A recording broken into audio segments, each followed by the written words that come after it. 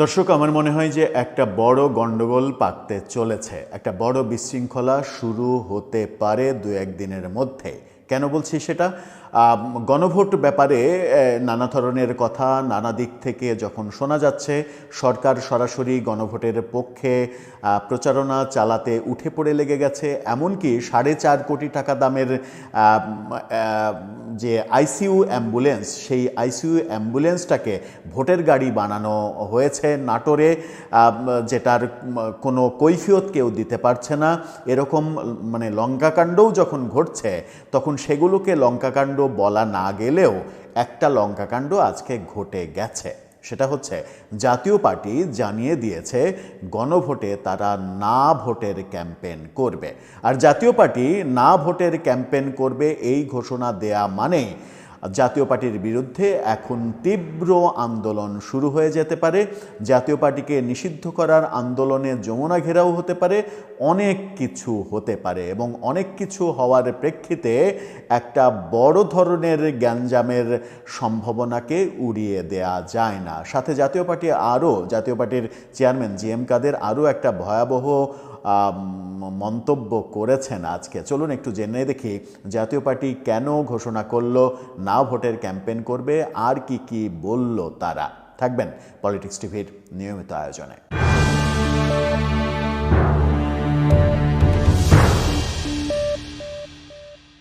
দর্শক, বলছিলাম একটা গন্ডগোল বোধহয় পেকেই যাচ্ছে, কারণ জাতীয় পার্টি না ভোটের পক্ষে অবস্থান নিয়েছে।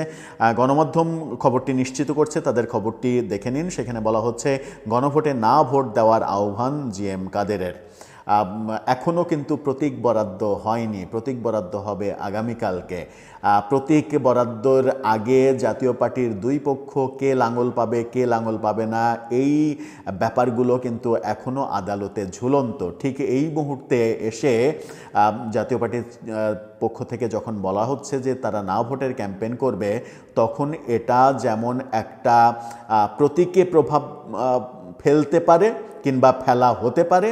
আরেকটা সেটা হচ্ছে জাতীয় পার্টির বিরুদ্ধে একটা তীব্র আন্দোলন শুরু হতে পারে 10 দলীয় জোটের পক্ষ থেকে, যেখানে এনসিপি জামাত রয়েছে। এই খবরের বিস্তারিত যাওয়ার আগে আরেকটি শিরোনাম দেখে নিন জাতীয় পার্টির চেয়ারম্যানকে কেন্দ্র করে। এই শিরোনামে বলা হচ্ছে, ইন্ডিপেন্ডেন্ট টেলিভিশন জানাচ্ছে, এই হিটলারকে ঠেকাতে হবে জিএম কাদের। অর্থাৎ এই সরকার এবং এই সরকার প্রধানকে তিনি হিটলারের সঙ্গে তুলনা করছেন। এই ভয়াবহ অভিযোগটাও জাতীয় পার্টিকে নতুন করে বিপদে ফেলতে পারে। না ভোটের ক্যাম্পেইন ব্যাপারে কি বলা হচ্ছে? জাতীয় পার্টির চেয়ারম্যান জিএম কাদের আসন্ন গণভোটে না ভোট দেওয়ার আহ্বান জানিয়েছেন। তিনি বলেন, এই গণভোট সংবিধান বিরোধী, অবাস্তব এবং বাস্তবায়িত হলে দেশ অস্থিতিশীলতার দিকে এগিয়ে যাবে।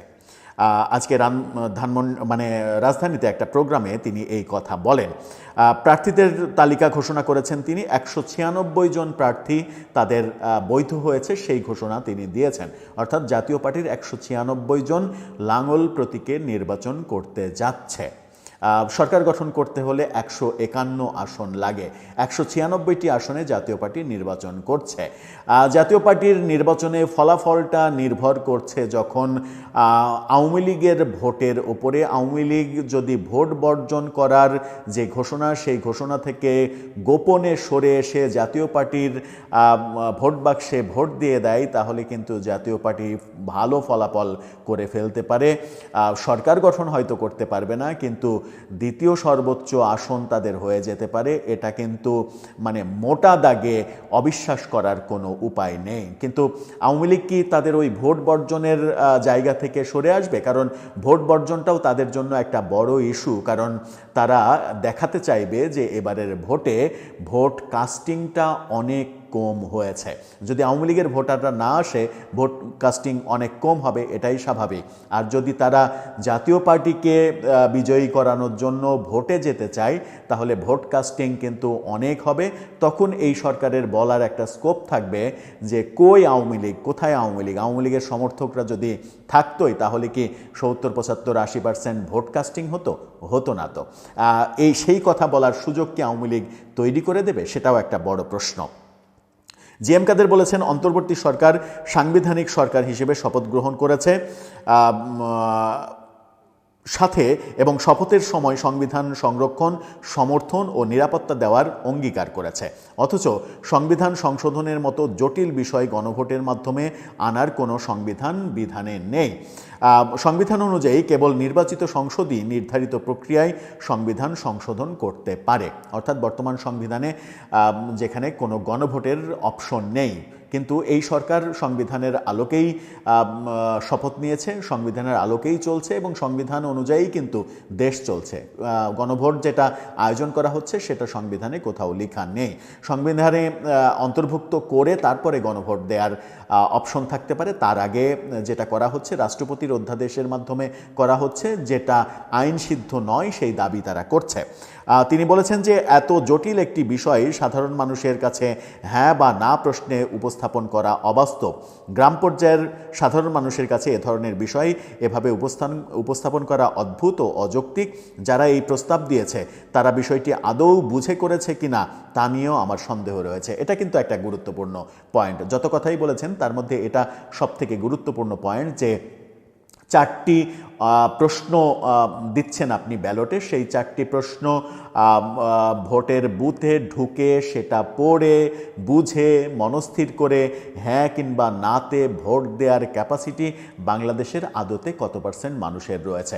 10%, 20%? তার বেশি তো না, তার বেশি মানুষের এই ক্যাপাসিটি নেই। এমন আবার এটাও আবার বড় ব্যাপার, পড়ে হয়তো মানে একটু আধটু বুঝবে, কিন্তু প্রকৃত অর্থে পড়ে এই ব্যাপারটা বোঝা, 4টি প্রশ্ন বোঝা এবং 4টি প্রশ্নের মধ্যে যেভাবে বলা হয়েছে যে অপরাপর সিদ্ধান্তগুলো মানে জুলাই সনদ অনুযায়ী গৃহীত হবে, সেই অপরাপর সিদ্ধান্তগুলো জানতে হলে জুলাই সনদটা পুরোটা পড়তে হবে, যেটা 40-45 পৃষ্ঠার একটা বড় বই। 40-45 পৃষ্ঠার একটা বড় বই বাংলাদেশের 1% মানুষই কেউ পড়েছে কিংবা নির্বাচনের আগে পড়া আপনি নিশ্চিত করতে পারবেন? নিশ্চিত করতে পারবেন না। সুতরাং এখানে একটা গোঁজামিল যে রয়েছে প্রশ্নে, সেটা সবাই বলছে। গণভোটের পক্ষে বিপক্ষে থাকা না থাকা সেটা ভিন্ন কথা, কিন্তু গণভোটের এই যে 4টা প্রশ্নের প্রক্রিয়া এবং 4টা প্রশ্নের উত্তরই একই উত্তর হতে হবে, হয় হ্যাঁ অথবা না, সেটাও একটা মানে বিদঘুটে একটা ব্যাপার, সেটাও মেলে না আদতে। কোনো একটা প্রশ্নে আমি হ্যাঁ বলতে পারি, কোনো একটা প্রশ্নে আমি না বলতে পারি, আমার কোনো অপশন নেই। হ্যাঁ বললে সবই হ্যাঁ বলতে হবে, না বললে সবই না বলতে হবে। এই ব্যাপারগুলো, এটা একটা গুরুত্বপূর্ণ পয়েন্টের কথা বলেছেন JM কাদের। সংবিধান সংস্কারের প্রস্তাবিত সংশোধনীগুলো নিয়ে উদ্বেগ প্রকাশ করে জাপা চেয়ারম্যান বলেছেন, এসব সংশোধনী বাস্তবায়িত হলে দেশ অচল হয়ে যাওয়ার আশঙ্কা রয়েছে। প্রধান নির্বাহী বা প্রধানমন্ত্রীকে কার্যত কোনো ক্ষমতা না দিয়ে রাষ্ট্র পরিচালনা সম্ভব নয়। স্বৈরাচার রোধের নামে যদি ক্ষমতাহীন সরকার তৈরি করা হয় তাহলে দেশ কিভাবে চলবে সেই প্রশ্ন থেকেই যায়। তিনি আরও বলেন, ক্ষমতার লাগাম টানতে হবে জবাবদিহিতার মাধ্যমে, কিন্তু সম্পূর্ণভাবে ক্ষমতা কেড়ে নিলে কোনো সরকার দায়িত্ব পালন করতে পারবে না। এতে সরকার কয়েকদিনের বেশি টিকবে না, রাজনৈতিক স্থিতিশীলতা নষ্ট হবে এবং দেশ ধ্বংসের পথে এগিয়ে যাবে। JM কাদের বলেন, এসব সংস্কার প্রক্রিয়ায় জাতীয় পার্টির মতো রাজনৈতিক দলগুলোর মতামত নেওয়া হয়নি। দীর্ঘদিন সংসদ ও সংবিধান নিয়ে কাজ করার অভিজ্ঞতা থাকা সত্ত্বেও আমাদের কথা শোনা হয়নি। সংবাদ সম্মেলনে তিনি স্পষ্ট করে বলেন, জাতীয় পার্টি এই গণভোট প্রত্যাখ্যান করবে। আমরা না ভোট দেব এবং দেশের স্বার্থে, জনগণের স্বার্থে সবাইকে না ভোট দেওয়ার জন্য উদ্বুদ্ধ করব। এই যে না ভোটের প্রসঙ্গ একেবারে জাতীয় পার্টি সরাসরি জানিয়ে দিল। এখন প্রশ্ন আসবে, আর কার কী অবস্থান? বিএনপির কী অবস্থান হবে? বিএনপির অ্যাটিচিউডে কি সরকার পরিষ্কার হতে পারেনি এতদিনেও যে বিএনপি এই গণভোটে হ্যাঁয়ের ক্যাম্পেন করবে না? নায়ের ক্যাম্পেনও করবে না, কিন্তু হ্যাঁয়ের ক্যাম্পেন করবে না এই বিএনপি এই গণভোটে। কারণ এই গণভোটের ব্যাপারগুলো যেগুলো করা হয়েছে, যেভাবে জুলাই সনদ পরিবর্তন করা হয়েছে বলে বিএনপি অভিযোগ করেছিল, সেই রিস্কটা বিএনপি নেবে না।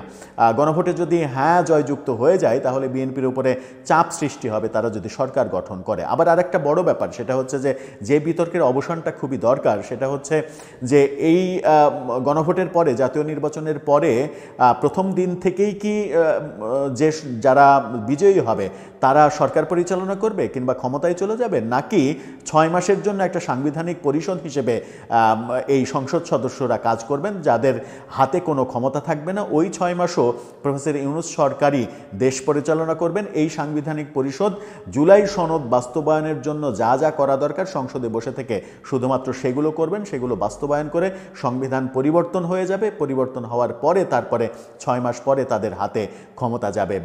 ব্যাপারটা কি সেই দিকে যাবে, নাকি ডে 1 থেকেই নির্বাচনে জেতার পরে ডে 1 থেকেই নতুন সরকার পুরো দমে সরকার হিসেবে ফাংশন করবে, সাংবিধানিক পরিষদ হিসেবে ফাংশন করবে না?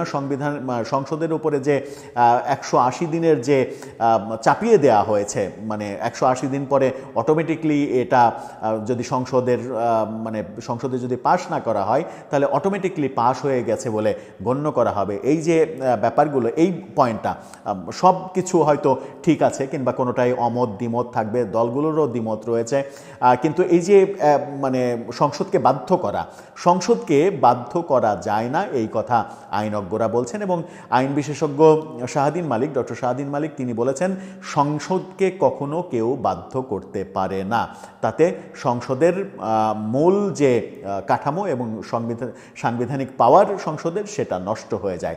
সংসদ কারো দ্বারা প্রভাবিত হবে না। সংসদকে আপনি বলে দিতে পারবেন না যে তুমি এটা করো কিংবা তুমি এটা করতে বাধ্য। সংসদ যে নিয়মে চলে, সংখ্যাগরিষ্ঠের ভোটে সংবিধান যেভাবে বলছে সেইভাবে সংসদ ফাংশন করবে, সংসদকে বাধ্য করবে না কেউ। সব মিলিয়ে জাতীয় পার্টি মাঠে নেমে গেল, যে কথা শুরুতে বলছিলাম, জাতীয় পার্টি না ভোটের ক্যাম্পেনে মাঠে নেমে গেল। এর আগের একটা ভিডিওতে বলেছিলাম যে বাংলাদেশে কি কেউ না ভোটের ক্যাম্পেন করতে পারবে? জাতীয় পার্টি মাঠে নেমে গেল, ঘোষণা দিল। এখন কি হবে? এখন কি এনসিপি জামাত সহ 10 দলীয় জোট, এই জোট থেকে, বিএনপি জোট থেকে এই দাবি জানানো হবে না, এটা নিশ্চিত।